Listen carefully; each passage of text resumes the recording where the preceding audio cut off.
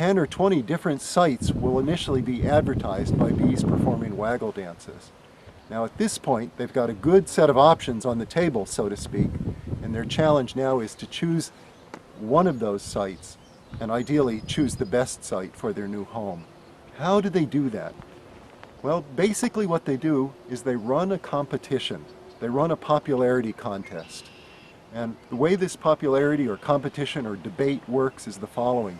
Each bee, when she's discovered a home site, she carefully inspects it for about 30 minutes.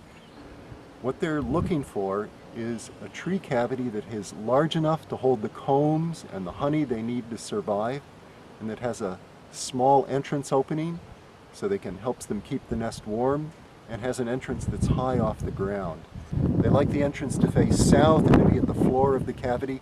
She's checking out all of those things, and in ways that we don't fully understand, she's integrating her information about those properties of the site to come up with an overall assessment of the goodness of that site. So when she comes back to the swarm to report on her discovery, she knows how good her site is, and she adjusts the strength of her advertisement or her announcement of the site according to the goodness of that site. So if it's a very good site, when the bee does her waggle dance, she will do maybe 200 or 300 circuits of the waggle dance that might last 10 minutes. That would recruit a lot of bees to her site.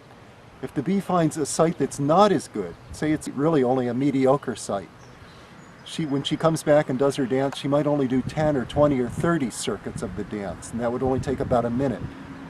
Fewer bees are going to hear her signal, her announcement, her advertisement. Fewer bees are going to be recruited to her site. There's a race then between bees advocating these different sites to see which site will acquire the critical number of bees first. And we know that the site that wins in this competition is the site that first attracts 60 or 100 bees at the site.